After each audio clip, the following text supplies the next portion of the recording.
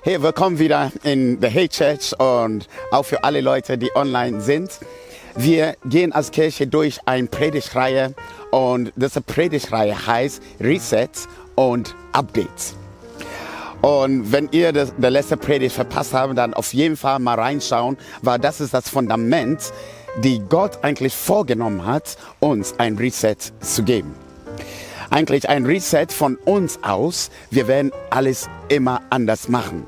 Ja, wir werden vielleicht alles runterfahren oder wegschmeißen, neuer kaufen oder umziehen. Ja, Gott macht das anders. Er startet ein Reset nicht von außen, sondern von innen.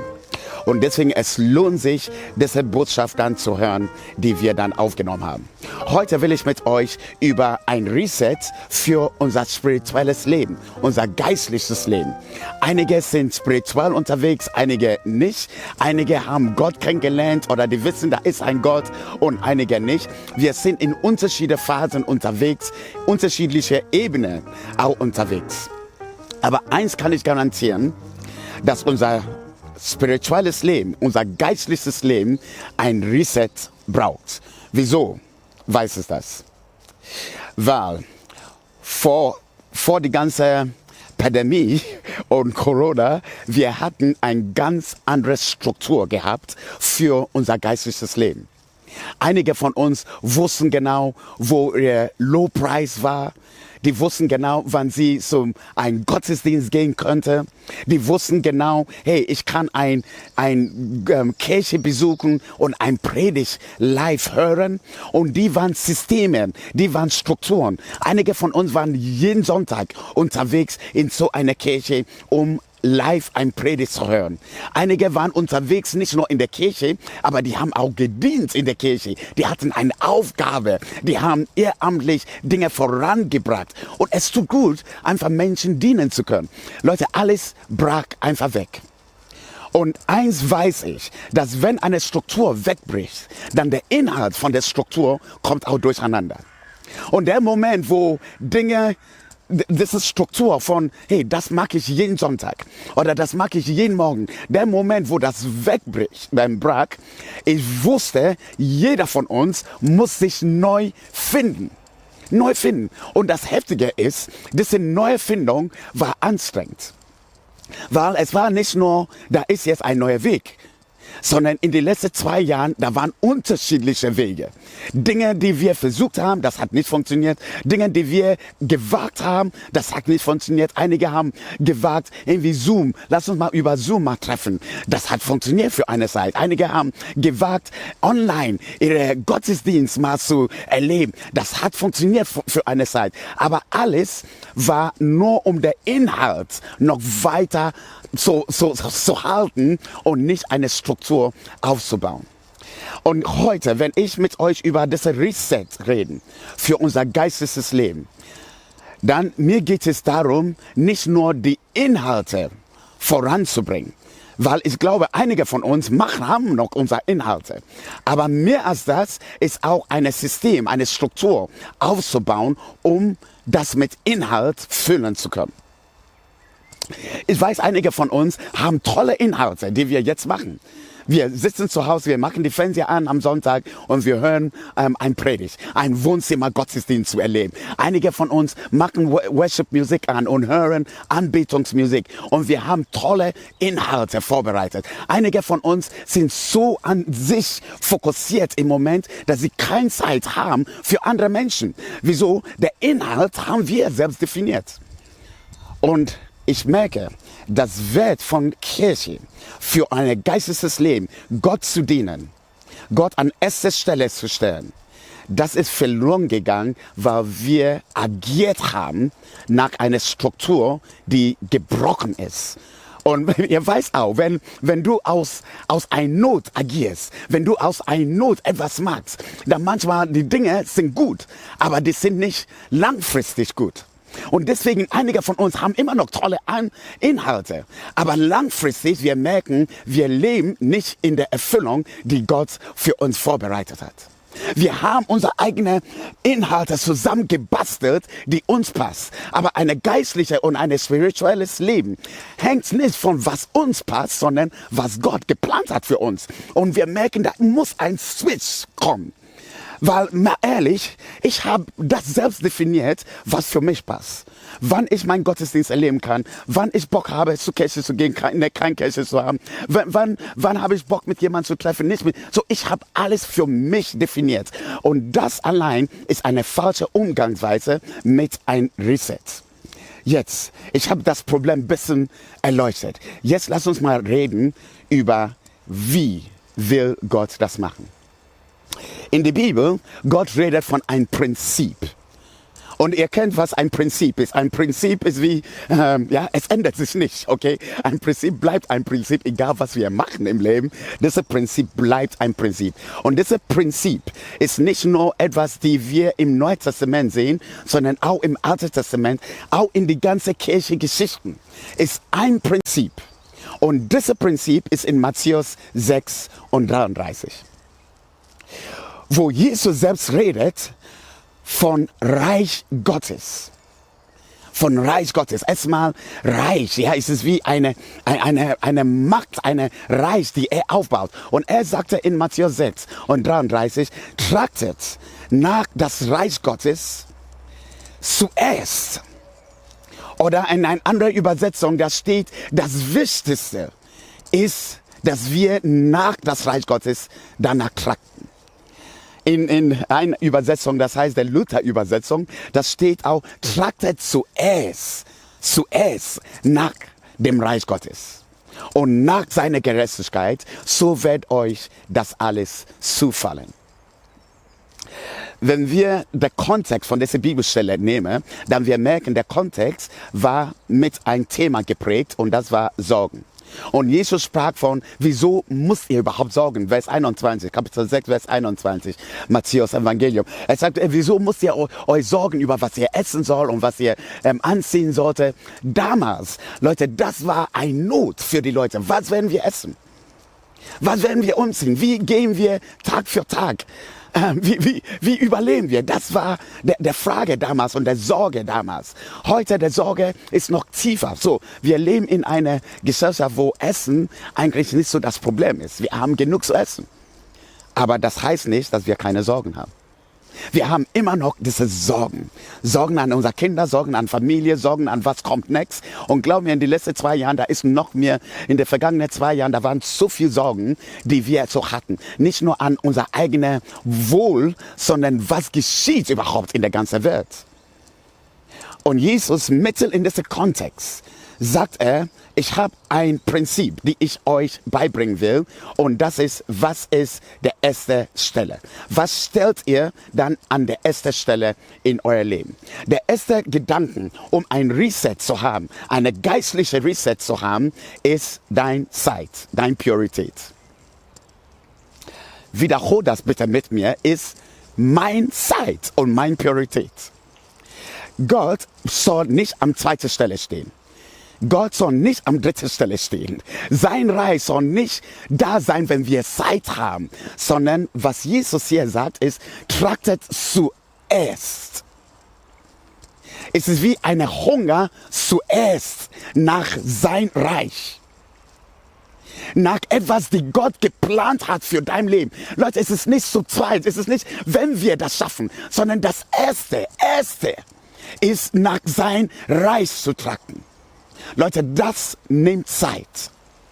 Ich merke, wir sind jetzt post-Covid unterwegs und ich merke, die Inhalte, die wir in den vergangenen Jahren aufgebaut haben, werden dann jetzt zu Strukturen und Gewohnheiten. Wir haben Inhalte aufgebaut, die zu meinem Leben passen, aber das heißt nicht, dass wir nach das Reich Gottes trachten. Und deswegen, wir wählen die Dinge aus, die für uns passen. Hey, wie viel von uns, lass uns mal praktisch werden, Leute. Wenn wir manchmal von Gottesdiensten sprechen oder wir in der Hey Church, wir reden von Celebrations. Damals, wir hatten das als ein Priorität reingebracht in unser Leben. Das war selbstverständlich. Mein Sonntag, die ersten 2-3 Stunden in diesem Sonntag sind geplant. Ich will ein Wort Gottes hören. Ich will mit Menschen unterwegs sein. Ist es immer noch so heute? Oder plane ich was anderes? Hat er die erste Platz in meinem Zeitkalender?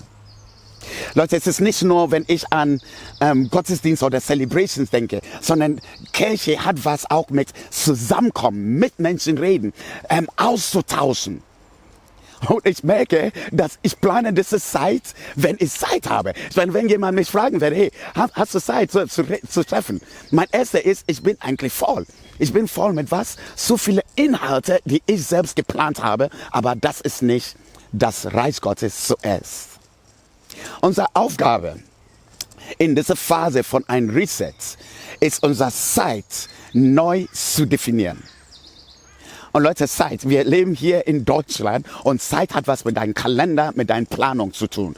Sag mir nicht, dass der Heilige Geist wird kommen und dich begleiten, um das zu machen. Du musst die Entscheidung treffen, das ist die Priorität, deine Zeit da festzulegen für die Dinge, die wichtig sind und die Dinge, die wichtig sind für das Reich Gottes.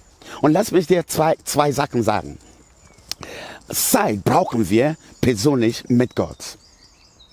Ich meine, wenn du diese Zeit nicht nehmen kannst, dann alles, was du tust, ist basiert auf was du schaffen willst und nicht aus der Quelle von Kraft, die Gott dir geben will.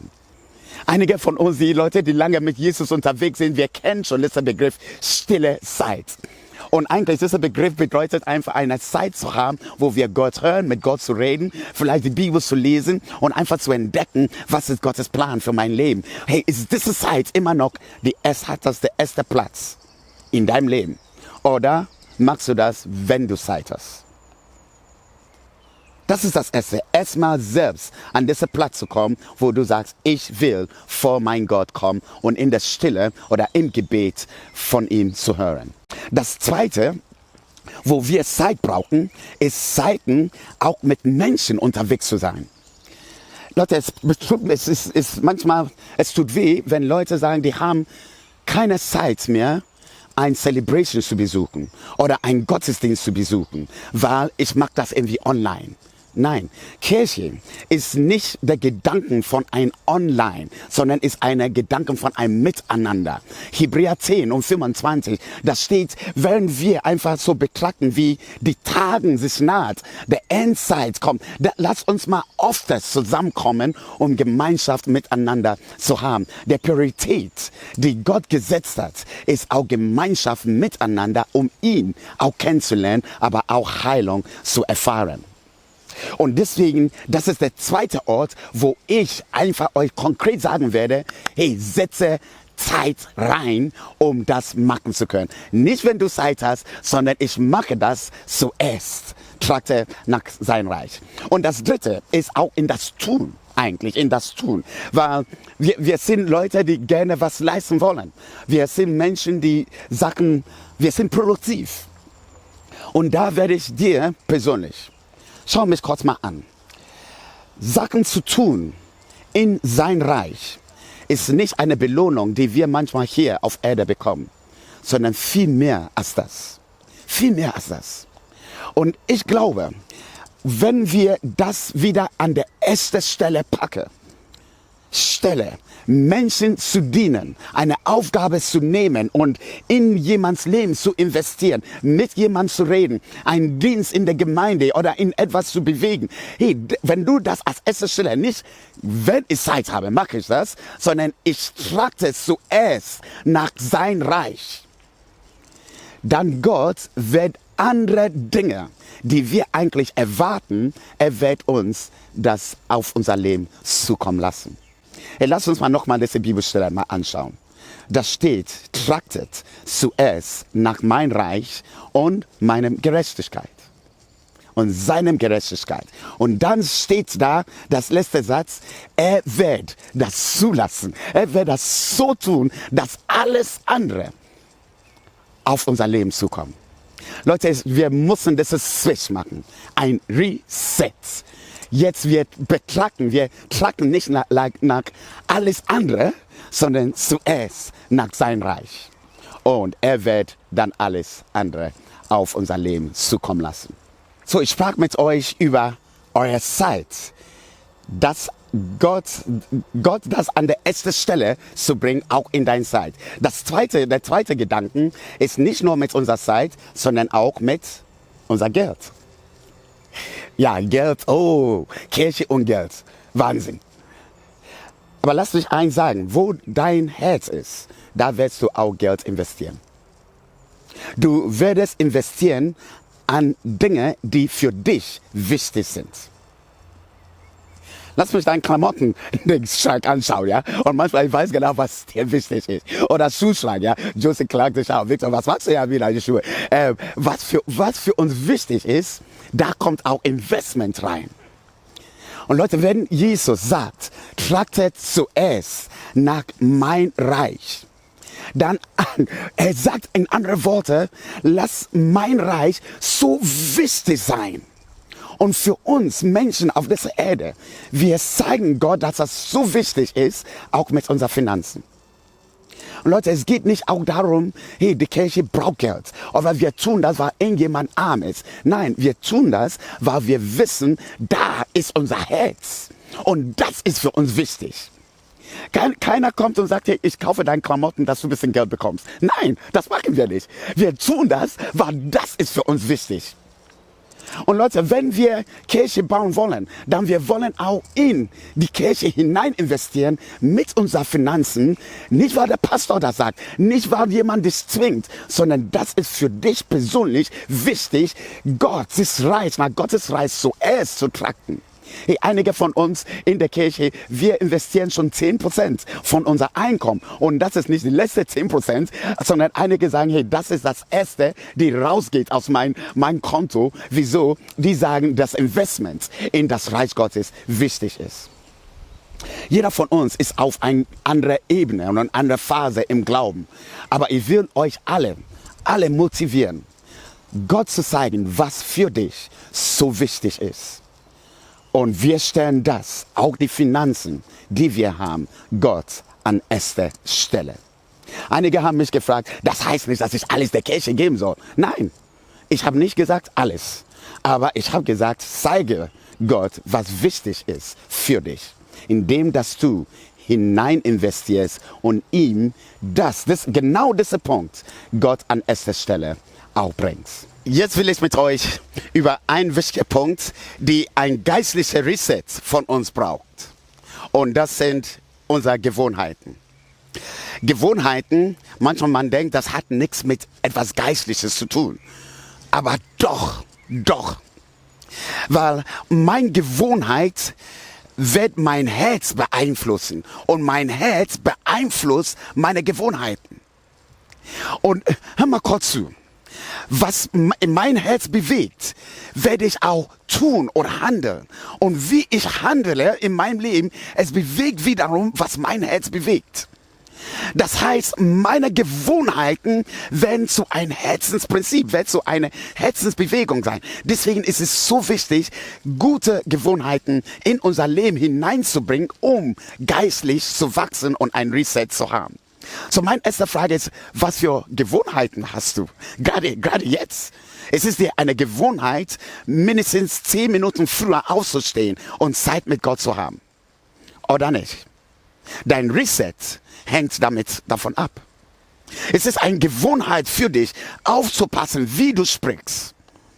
Zu sagen, hey, ich will einfach aufpassen, gewisse Worte nicht mehr auszusprechen, weil die falsch sind.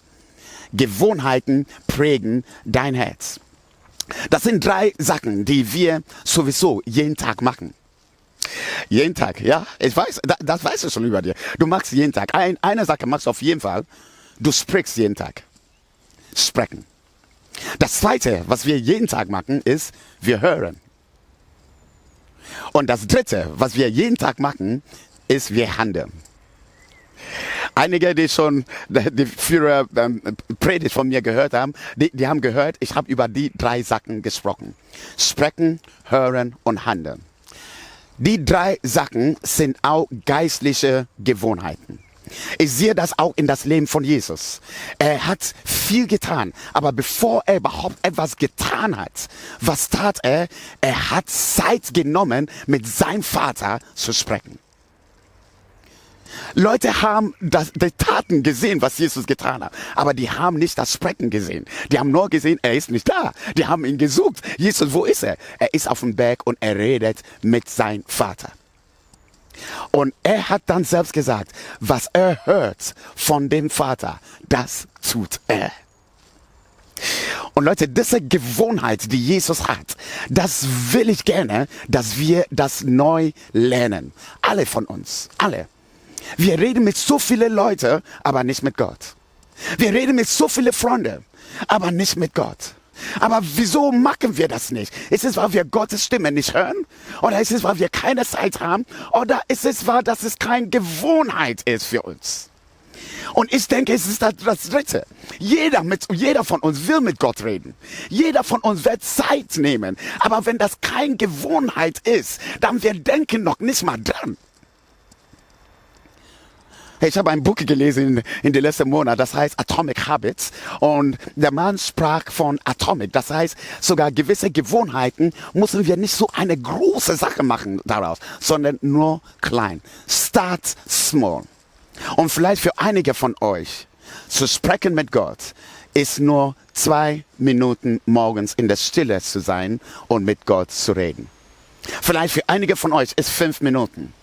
Aber mache das als eine kleine Gewohnheit täglich. Er sagte auch in das Buch, eine Gewohnheit kommt zustande, wenn wir Sachen nicht lang machen, sondern oft das machen. Das heißt, für Leute, die manchmal mit mir im Fitnessstudio sind, ja, ist nicht so, dass wir 3 Stunden trainieren und das einmal in der Woche, sondern jeden Tag vielleicht 30 Minuten ist viel, viel besser, eine Gewohnheit reinzubekommen in deinem Leben, als das lang und das wenig zu machen. Ja, und nicht so häufig zu machen. Und deswegen in einer Gewohnheit wie Sprechen ist es so wichtig für uns, das zu lernen, zu sagen, hey, wir machen das häufiger. 5 Tage der Woche, 7 Tage der Woche, häufiger dein 5 Minuten zu nehmen, mit Gott zu reden. Und jetzt, wenn wir darüber reden, was sprechen wir über was reden wir mit Gott, da kommt doch ein anderer Input dazu, weil da will ich noch tiefer reingehen. Aber das zweite Gewohnheit ist zuzuhören. Und Gott zu hören, Leute sagen, ist fast unmöglich, ist eine große Lüge. Wieso? Weil jeder von uns hat eine innerliche Stimme und Gott ist so, er liebt uns so sehr, dass er mit uns reden will. Ich meine, er sitzt nicht irgendwo in der Ecke und er sagt, ja, ich warte und ich gucke, wie sie sich anstrengt, um mich zuzuhören. Das ist nicht der Gott, den wir dienen. Wir dienen einen Gott, der gerne mit uns sprechen will. Ich spreche gerne mit meinen Kindern und Gott spricht gerne mit uns. Wieso? Weil er uns liebt. Und deswegen diese Haltung von ist anstrengend oder ich höre ihm nicht. Das ist sogar ein Hindernis, wenn du so denkst. Das ist sogar ein Hindernis. Sondern wenn du da sitzt und du sagst, hey, mein Vater, du hast Dinge für mich geplant heute. Rede mit mir. Nehme einfach diese 2 Minuten Zeit, wo du einfach schweigst. Für diese 2 Minuten. Und lass deine Gedanken zu diesem Vater gehen. Dein Vater steht mit dir, sitzt mit dir. Er ist so nah, dass er nicht laut sprechen werde, sondern in einer Stille. Manchmal in dir drin. Und das sind unterschiedliche Weisen, wie Gott so spricht mit uns. Einige lesen die Bibel und Gott redet. Und Gott manchmal redet in eine innerliche Stimme in uns. Hey, manchmal ist es so gut, diese 2 Minuten, 5 Minuten zu nehmen und in dieser Stille zu sein, um diese innerliche Stimme Gottes zu erkennen. Er liebt es, mit dir zu reden. So, das ist die zweite Gewohnheit, die wir rein neu lernen wollen. Und das dritte ist zu handeln. So, Handeln kann spontan sein und Handeln kann auch eine Aufgabe und eine Verantwortung sein. So, meine Kinder, als sie 3 Jahre alt war, 3, 4 Jahre alt war, wir haben unser Kinder beigebracht, nach dem Essen ihre Sachen dann aufzuräumen, ihre Teller aufzuräumen. Wieso? Wir wollten gerne, dass sie diese Gewohnheit lernen. Das war eine ja, eine Normalität für uns, dass der Mama oder Papa nicht die Teller von den Kindern aufräumen. Ja, und dadurch ist jetzt eine Gewohnheit, als sie älter wurden. Das war nicht nur, räume deine Teller auf, sondern wir haben unseren Kindern beigebracht, auch die Teller von das andere Person auch aufzuräumen. Und deswegen manchmal, wenn wir zusammen sitzen, die Kinder nehmen ihre Teller und die fragen mich, Papa, bist du fertig? Und die nehmen auch meine Teller. Desto älter die Kinder, desto mehr Verantwortung in der Handlung. Und ich weiß, auch in Christsein, in der Christsein ist genau so. Einige sind Babys unterwegs und deswegen, die werden nur eine kleine Aufgabe machen. Aber tue das. Und einige sind lange unterwegs und ihr räumt nicht nur eure Teller auf, sondern ihr denkt auch an jemand anderes und ihr dient jemand anderes. Leute, das ist Verantwortung, die wir lernen. Und das muss man auch als eine Gewohnheit reinpacken. Wieso sage ich eine Gewohnheit? Weil wenn wir das machen, dann ist es keine Last, wenn jemand fragt, hey, kannst du das machen? Diese Stimmung, oh, das noch und das noch, zeigt eigentlich, dass wir nicht die Priorität haben, Gottes Reich zuerst danach zu trachten. Sondern der Moment, wo wir diese Gewohnheit in unser Leben hineinbringen, zu handeln, nicht weil jemand uns gefragt hat, sondern wir handeln, weil er uns berufen hat. Ich wiederhole diesen Punkt. Wir handeln nicht, weil jemand uns gefragt hat, sondern wir handeln, weil er uns berufen hat, das zu tun. Ein Segen von für jemand zu sein. Aber bevor er dich sendet in diese Berufung, er will gerne, dass du mit ihm sprichst. Er will gerne mit dir sprechen. Zuhören. Und er will gerne, dass du handelst. Hey, wie wäre es, wenn wir in die nächste Woche 2 bis 3 Minuten nehme, mit Gott zu sprechen. 2 bis 3 Minuten nehme, einfach hinzusetzen. Und zum ersten Mal, wir sagen gar nichts. Okay, gar nichts, einfach Gott zuhören. Und vielleicht danach Gedanken aufschreiben, was er dir erzählt. Und das Dritte ist, wir stehen auf und wir handeln. Wir segnen Menschen in der Arbeit, wir tun Gutes. Handeln ist nicht nur eine Theorie, sondern es ist etwas, was uns anpackt und wir bewegen etwas. Hey, unser Welt wird ein besserer Welt sein, wenn Gott mit mir reden kann. Wenn er mir die Kraft geben kann. Und wenn ich nicht nur sitze in meinem Sofa, sondern ich stehe auf und ich bringe eine Veränderung, wo ich gerade bin.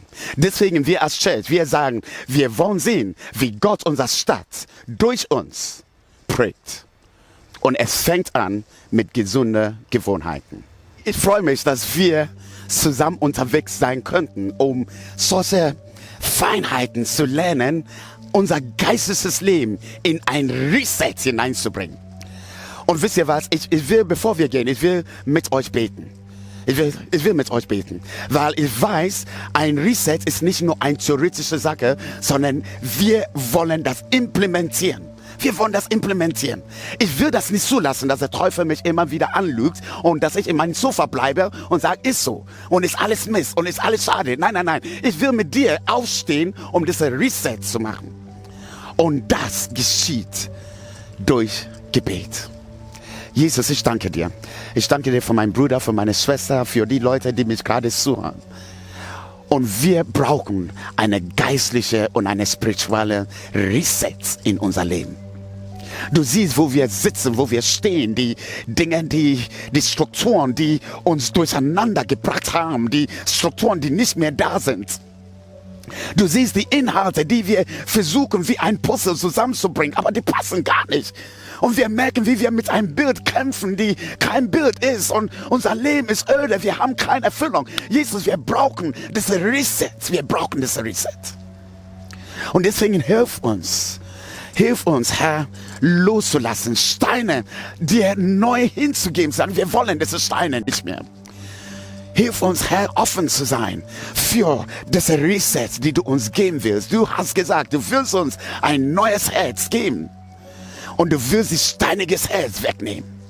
Und ich bete, dass du das tust, auch in unser geistliches Leben. Und deswegen will ich über euch hineinsprechen und diese Segen hineinsprechen. Hör auf, Sorgen zu machen. Hör auf, da rumzusitzen und zu klagen über die Vergangenheit, sondern empfange die Kraft Gottes auf dein Leben. Empfange das erwecktes Leben, die Gott für dein Leben hat. Stehe auf und nimm seinen Geist neu wahr. Bringe diese Gewohnheiten neu in deinem Leben und zu sehen, wie der Geist Gottes dir Rückenwind gibt. Ich bin schon begeistert, wenn ich hier bete in meinem Garten, weil ich weiß, dass er das tut gerade mit dir in Jesu Namen. Amen.